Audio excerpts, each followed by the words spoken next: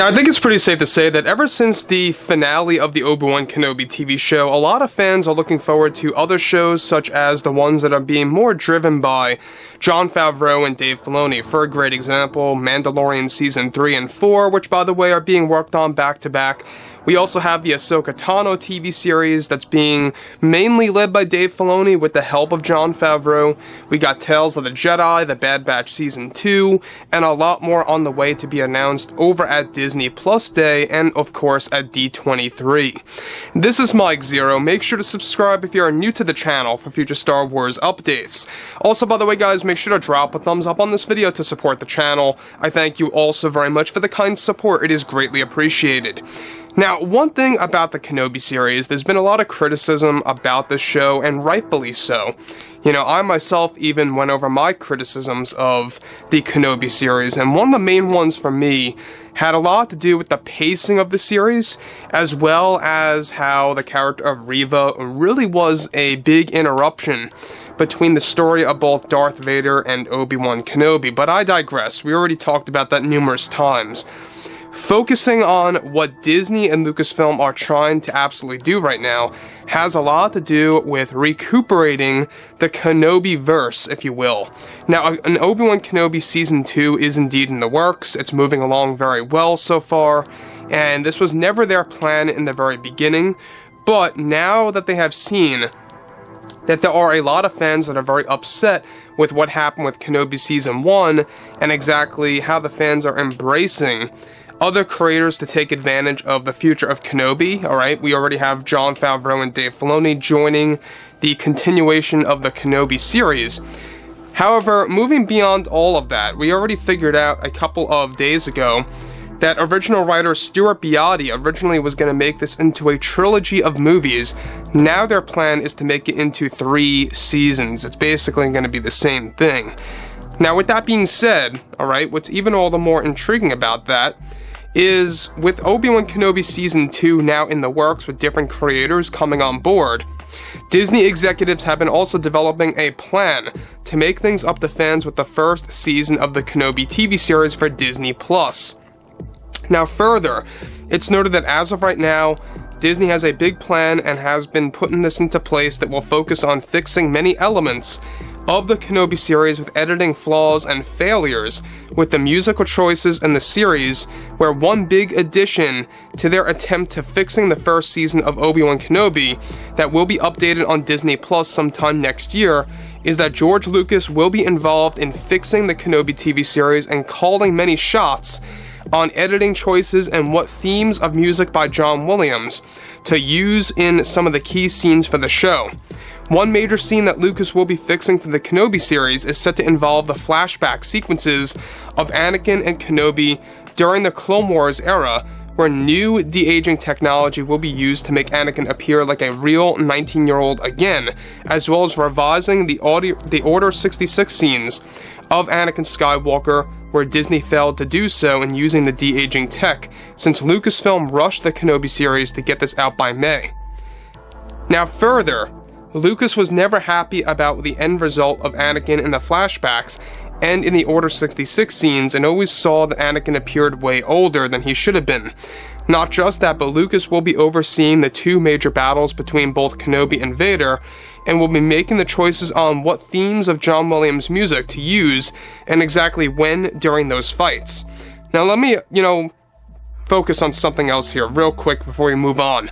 Now the thing about this is that everything related to George Lucas is that this is the main reason as to why he did not attend Star Wars Celebration. He made a very short little video stating that he could not be there, but did not give a full reason why. However, behind the scenes, the main reason as to why Lucas did not appear at Celebration is because he was very upset with what happened with the Kenobi series. The same exact thing happened with the Rise of Skywalker premiere. He did not appear at the premiere because he was very unhappy with how things went for Episode 9 at the time. And a lot of this is all rooted again to Kathleen Kennedy. She is the one that completely wrecked the Kenobi series and also Episode 9, and it only made George Lucas feel worse. So now that Disney has this game plan, this very big strategy put into play now, is to actually fix elements of the Kenobi series by basically bringing in a lot of other creators, including George Lucas, to call the shots on what specific ways to edit the actual show, what specific techniques that they can do to improve the CGI and the de-aging technology, and not just that, updating the musical scores of the Kenobi and Vader duels. But this is where things begin to pick up and get even all the more interesting, is that in addition, a third Vader and Kenobi fight will also be introduced and, of course, inserted into Kenobi Episode 4 that was originally filmed and cut from the series. Both Kenobi and Vader were supposed to fight on Nur within Fortress Inquisitorius. Of course, this Vader fight was going to involve a full-fledged scene where Kenobi would cause an explosion that would set Darth Vader's suit on fire as they both battle to the death. The fight was going to be very dark and took place within the Jedi tomb, where the trapped Jedi are, as Vader and Kenobi actually fought each other. Lucas will be working on that major deleted fight scene to bring back Kenobi in Season 1 that will be made canon in the revised version of the show. Now, additionally on top of that, Lucas will be making some key choices and decisions on the extended scenes of Qui-Gon Jinn's Force Ghost. So in case you guys did not know, Qui-Gon Jinn had a lot more screen time in Episode 6 of the Kenobi series. Kathleen Kennedy also cut that down to a bare minimum. Alright? Moving forward, alright, this was all cut down by Kathleen Kennedy as she felt using too much Qui-Gon Jinn would have made no sense. Lucas will be actually allowing those deleted scenes of Qui-Gon to come out in Season 1 that take place within a cave on Tatooine that Kenobi finds during his journey. George Lucas will be instructing the editors on how to make this happen in Kenobi Season 1, and that this too will be made canon in the revised season of Obi-Wan Kenobi that Kennedy deleted so much material from the show that will now return. So, to make things a little bit more specific here, is that everything to do with the Qui-Gon Jinn Force Ghost scenes is that it was supposed to be 5 minutes long. Give or take, it was like 4 minutes and 55 seconds, or around that length, right around there. All dwindled down to like, what, maybe 50 seconds, 45 seconds of Qui-Gon Jinn, if that. I'll never understand, why they had to speed up Qui-Gon's appearance as a Force Ghost, but they did. They cut it down, and that's exactly what Lucas is also focusing on fixing, is bringing in those deleted scenes and really kind of giving fans, what Liam Neeson deserved at the very end of the Kenobi show.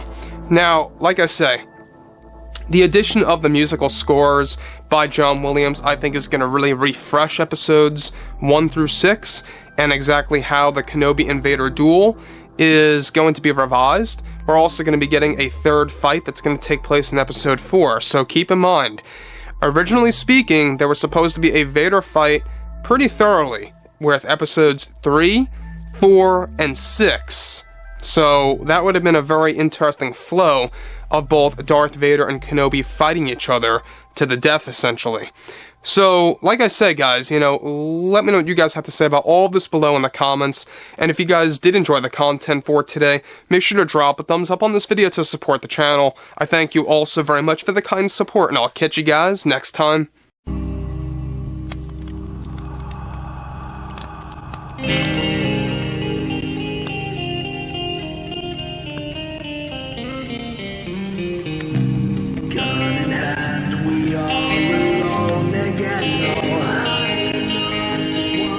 From night to moon, we hear them moans again.